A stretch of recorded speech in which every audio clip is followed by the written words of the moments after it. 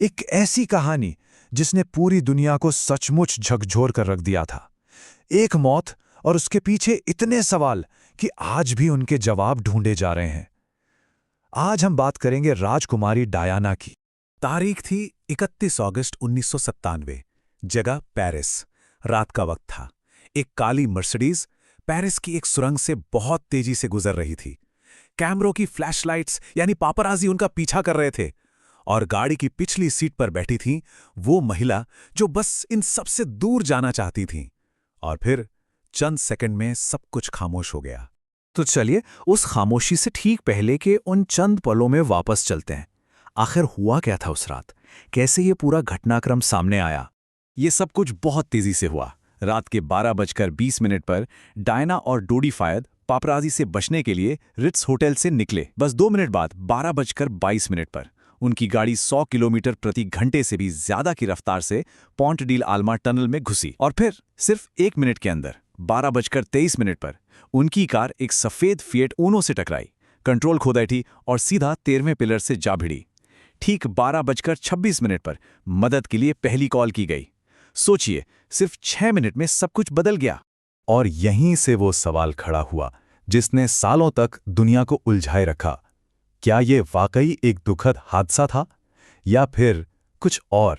इस हादसे के बाद पूरी दुनिया में जो दुख की लहर दौड़ी वैसी शायद ही कभी देखी गई हो। लेकिन ऐसा क्यों हुआ? इसे समझने के लिए हमें पहले डायना को समझना होगा। आखिर क्यों उन्हें लोगों की राजकुमारी कहा जाता था? दुनिया के लिए उनकी जिंदगी एक परी कथा जैसी थी। उनकी शादी को 75 करोड़ लोगों ने देखा था, सोचिए जरा। लेकिन पर्दे के पीछे की हकीकत बहुत अलग थी। डायना ने खुद कहा था, इस शादी में हम 3 लोग थे तो थोड़ी भीड़ थी। बाहर से वो एक ग्लोबल फैशन आइकॉन थीं, दुनिया में सबसे ज्यादा जिनकी तस्वीरें खींची जाती थीं। पर अंदर ही अंदर वो बुलिमिया और गहरे अकेलेपन से लड़ रही थीं और उनकी मदद की पुकार सुनने वाला कोई नहीं था। डायना ने एक बार कहा था, मैंने दिल से नेतृत्व किया, दिमाग से नहीं। और उनके ये शब्द उनकी पूरी शख्सियत को बयां करते हैं। उनके लिए शाही नियम कायदों से कहीं बढ़कर इंसानियत और प्यार था। और उन्होंने ये बात सिर्फ कही नहीं, करके भी दिखाई।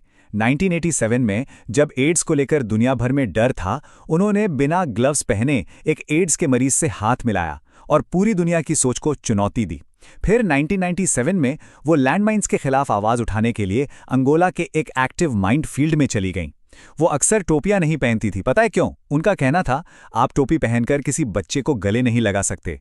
उन्होंने हमेशा इस बात का ध्यान रखा कि उनके दोनों बेटे महल की दीवारों से बाहर की असली दुनिया को भी देखें।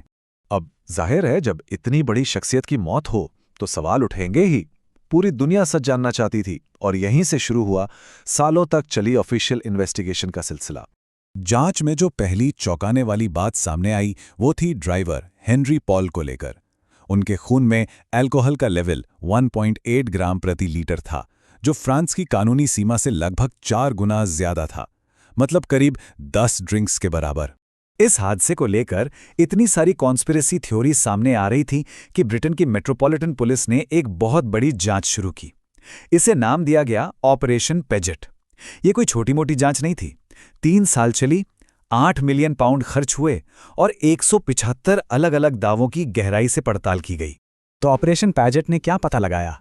उन्होंने एक एक करके सबसे बड़ी कॉन्स्पिरेसी थ्योरीज की जांच की। पहला दावा था कि ये MI6 का एक प्लान था, एक हत्या थी। जांच का नतीजा, एक भी सबूत नहीं मिला। दूसरा दावा, क्या डायना प्रेग्नेंट थी? फोरेंसिक सबूतों ने साफ कर दिया, बिल्कुल नहीं। तीसरा, क्या डायना और डोडी की सगाई होने वाली थी? उनके करीबी दोस्तों ने बताया कि डायना का दोबारा शादी का कोई इरादा नहीं था। और आखिरी सवाल, क्या ड्राइवर एक जासूस था? वो शायद फ्रेंच सिक्योरिटी के लिए एक छोटा मोटा इन्फॉर्मर रहा हो, पर ब्रिटिश इंटेलिजेंस से उसका कोई कनेक्शन नहीं मिला। तो मतलब 3 अलग अलग इन्वेस्टिगेशंस, सालों की मेहनत, फोरेंसिक जांच और सबका नतीजा एक ही था। ये एक बेहद दुखद हादसा था। लेकिन कहानी यहीं खत्म नहीं होती। ऑफिशियल रिपोर्ट्स के बावजूद कुछ सवाल ऐसे थे जिनके जवाब कभी नहीं मिले, और यही सवाल आज भी शक का एक साया बनाए हुए हैं। जैसे कि वो सफेद फिएट ऊनो कार, मर्सिडीज उसी से टकराई थी। 40,000 से ज्यादा गाड़ियों की तलाशी हुई, लेकिन वो कार कभी मिली ही नहीं। फिर ड्राइवर हेनरी पॉल के बैंक अकाउंट्स में करीब $2 लाख कहां से आए? ये उसकी सैलरी से कहीं ज्यादा थे। और शायद सबसे बड़ा रहस्य, हादसे से ठीक पहले के 3 घंटे हेनरी पॉल कहाँ था, ये कोई नहीं जानता। और फिर एक ऐसी चीज सामने आई जिसने सबको सन्न कर दिया। ये डायना की लिखी हुई एक चिट्ठी का हिस्सा है जो उन्होंने अपनी मौत से करीब 1 साल पहले अक्टूबर 1996 में अपने बटलर को लिखी थी। उन्होंने लिखा, मेरे पति मेरी कार में एक दुर्घटना की योजना बना रहे हैं, ब्रेक फेल और सिर में गंभीर चोट। ये एक ऐसी डरावनी भविष्यवाणी थी जो सच हो गई, और यही वो बात है जो कॉन्स्पिरेसी थियरीज को आज भी जिंदा रखे हुए है। तो सच चाहे जो भी हो, उस पर आज भी एक धुंध सी छाई हुई है। लेकिन एक बात बिल्कुल साफ थी, दुनिया ने अपनी राजकुमारी को खो दिया था, और उसके बाद जो हुआ उसने इतिहास बदल दिया। जो दुख लोगों ने जाहिर किया वो आंकड़ों में भी दिखता है। जरा सोचिए, दुनिया भर में करीब 2.5 अरब लोगों ने उनका अंतिम संस्कार टीवी पर देखा, और बकिंगम पैलेस के बाहर करीब 6 करोड़ फूल रखे गए थे। लोगों का दुख एक सैलाब की तरह उमड़ पड़ा था, जैसा पहले कभी नहीं देखा गया। उस वक्त के प्रधानमंत्री टोनी ब्लेयर ने लोगों की इन भावनाओं को एक नाम दिया, द पीपल्स प्रिंसेस, यानी लोगों की राजकुमारी। ये नाम उनके और आम जनता के बीच के रिश्ते को दिखाता था, और ये शाही परिवार की शुरुआती खामोशी से बिल्कुल अलग था। एक ऐसी खामोशी जिसने लोगों के गुस्से को और भी बढ़ा दिया था। उनके अंतिम संस्कार के दिन की कुछ तस्वीरें हैं जो शायद ही कोई भूल पाए।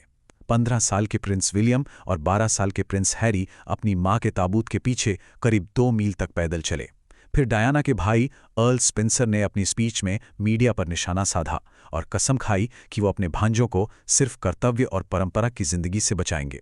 इसे शाही परिवार पर एक सीधा हमला माना गया।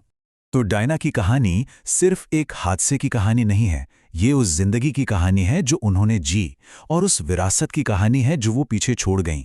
एक ऐसी जिंदगी जिसने दुनिया भर के लोगों के दिलों को छुआ, परंपराओं को चुनौती दी, और एक ऐसी विरासत छोड़ी जो आज भी जिंदा है।